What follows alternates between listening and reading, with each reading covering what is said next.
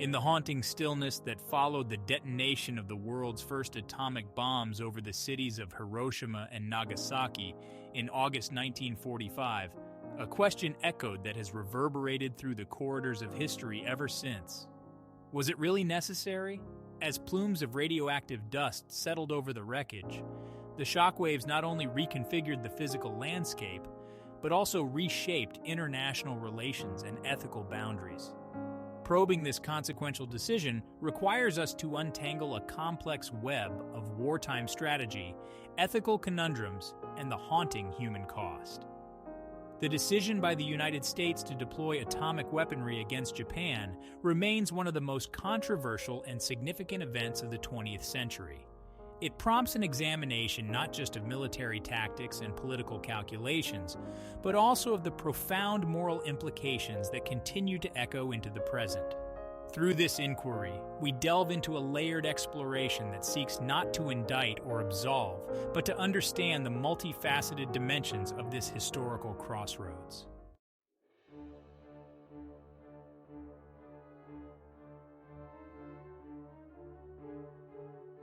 As World War II drew towards a bloody and uncertain conclusion, the leaders of the Allied forces faced intense pressure to bring about the end of hostilities with minimal further loss of life. The development of the atomic bomb under the secretive Manhattan Project presented a new, overwhelmingly powerful weapon that promised a rapid conclusion to the Pacific War. This part examines the strategic and political environment leading up to the bombings. Experts argue that the decision to drop the bombs was influenced by a complex web of factors.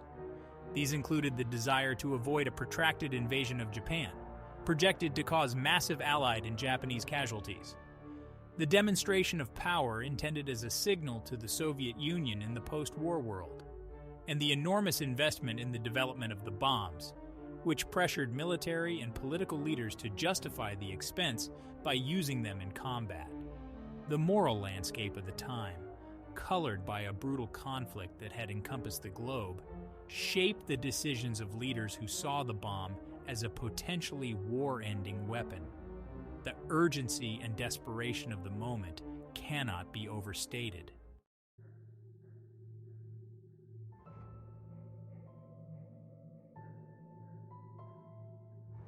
Supporters of the decision to use atomic bombs argued that they were necessary to bring about a quick end to the war, potentially saving hundreds of thousands of lives. Historical estimates suggest that Operation Downfall, the planned invasion of Japan, would have resulted in a high number of casualties on both sides due to the fierce Japanese resistance expected. Military strategist and historian Dr. Carl Reynolds notes that the calculations made at the time were based on the best available intelligence and focused on ending the war as quickly as possible, with the least overall loss of life. The bombs, supporters argue, avoided the need for a land invasion and hastened Japan's surrender, which ultimately preserved lives. However, this part of the essay also highlights the immediate human cost that the bombings entailed. Tens of thousands of civilians died in the initial blasts, with many more succumbing to injuries or radiation sickness in the aftermath.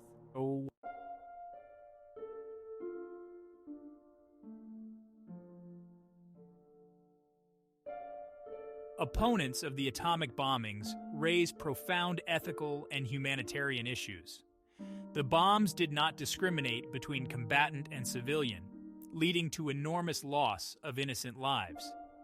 Dr. Helen Fisher, a renowned ethical scholar, argues that using such a destructive force against civilian populations can never be morally justified, no matter the intended strategic benefit. Moreover, critics suggest that Japan was already on the brink of surrender, weakened by blockades and conventional bombings, and that the Soviet Union's entrance into the war against Japan could have prompted a surrender without the use of atomic bombs. This perspective prompts deeper reflection on the moral responsibilities of nations at war, especially regarding the means used to achieve victory. The ethical debate over the bombings involves difficult questions about the balance between wartime objectives and the principles of humanitarian law.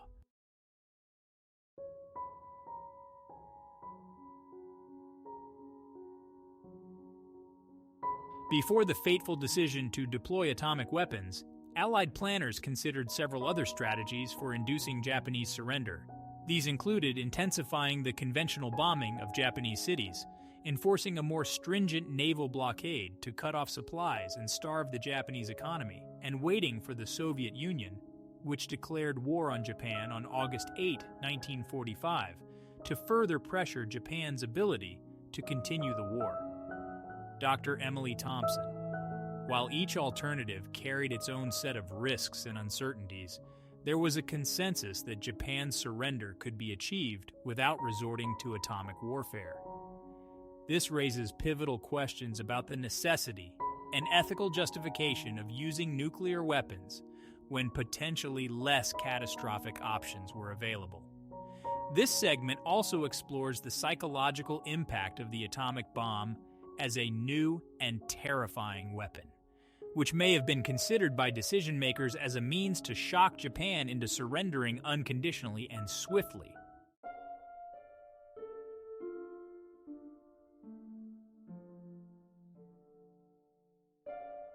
The immediate aftermath of the atomic bombings was devastating.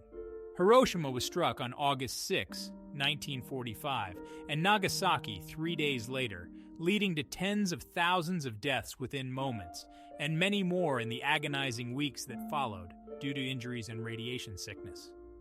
Dr. Lisa Yang. These testimonies not only document the scale of the tragedy, but also humanize the abstract numbers of casualties, reminding us of the individual lives shattered. This part of the essay delves into the ecological and medical impacts of the bombings, which have persisted across generations, affecting survivors and their descendants through genetic damage and environmental degradation.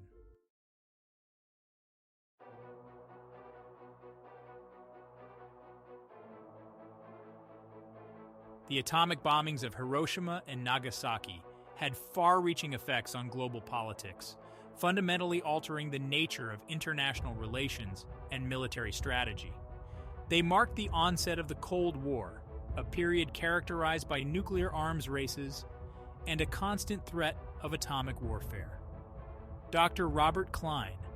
The bombings not only demonstrated the destructive power of nuclear weapons, but also set a precedent for their use, influencing how nations approach security and diplomacy. This part investigates how the bombings influenced the formation of international bodies like the United Nations and treaties aimed at preventing nuclear proliferation. The fear of nuclear annihilation became a defining feature of the 20th century, impacting decisions in international conflicts and leading to policies of deterrence that continue to shape global security frameworks.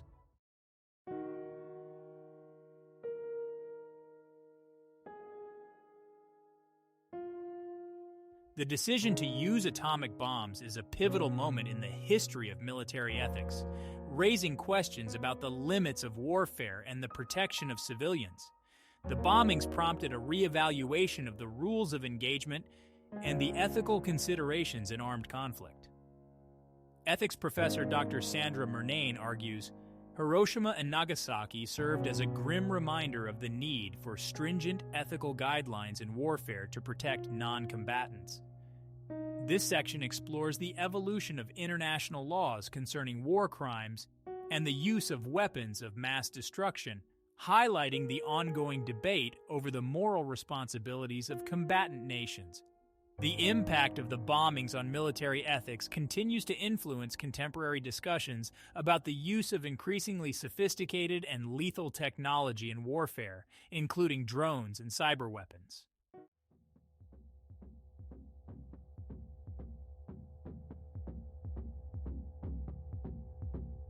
The development and deployment of the atomic bomb were monumental feats of science and engineering, representing a significant leap in the application of physics to warfare. This part examines the collaboration between scientists, the military, and the government, known as the Manhattan Project, and its implications for science in service of national security. Dr. Alex Hartman, a historian of science, remarks, "The Manhattan Project not only changed the course of the war, but also the role of scientists in society, positioning them as pivotal players in national defense strategies." This segment delves into the ethical dilemmas faced by scientists involved in the project and the broader implications of their work on the relationship between science and society.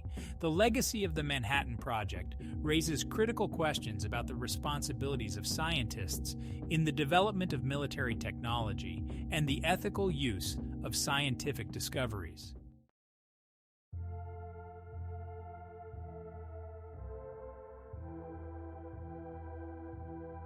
Survivor testimonies from Hiroshima and Nagasaki have played a crucial role in shaping public understanding and memory of the atomic bombings.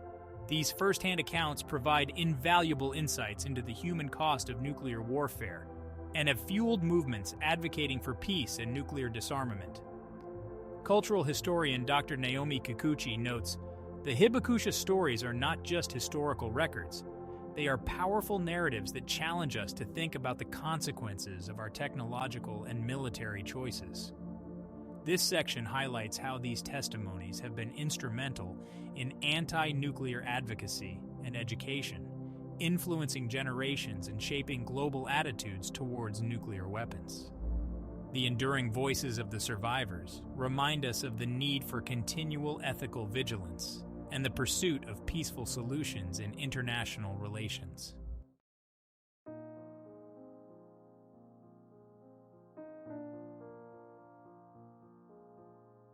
Contemporary historians and military strategists continue to debate the implications and lessons of the atomic bombings. This part synthesizes views from various experts, providing a spectrum of interpretations and insights on how these events have been understood over time. Dr. Michael Sullivan, a military strategist, argues, "The decision to drop the atomic bombs was shaped by the specific circumstances of the time, but it offers enduring lessons for military strategy and ethics in the modern world."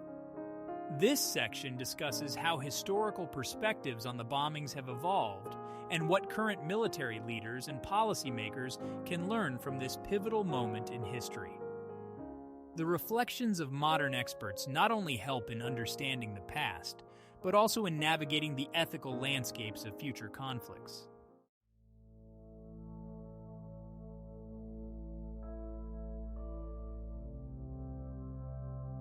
The bombings of Hiroshima and Nagasaki ushered in the nuclear age, a new era in human history characterized by the capability to achieve unprecedented levels of destruction.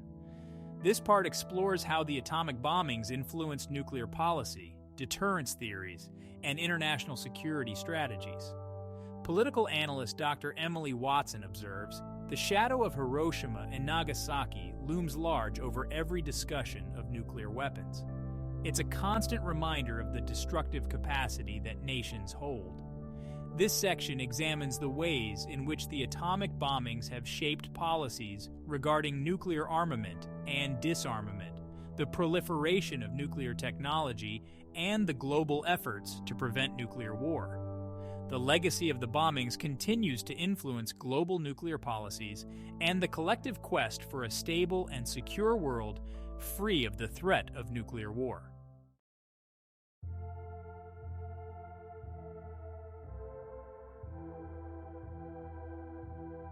As we reflect on the decision to use atomic bombs during World War II, we are confronted with complex questions about morality, technology, and the nature of war.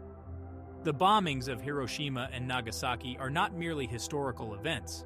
They are profound moral landmarks that challenge us to consider the implications of our technological advancements and the ethics of warfare. In concluding, this essay does not seek to provide definitive answers, but rather to stimulate thoughtful consideration of one of the most significant and contentious decisions in modern history. The exploration of this topic reveals the deep interconnections between history, ethics, technology, and human impact, urging us to proceed with caution and conscience in our future endeavors. The legacy of Hiroshima and Nagasaki serves as a potent reminder of the need for continued vigilance and commitment to peace and ethical responsibility at both national and international levels. As we move forward, let these reflections guide our actions and inform our choices in a world that remains under the shadow of the mushroom cloud.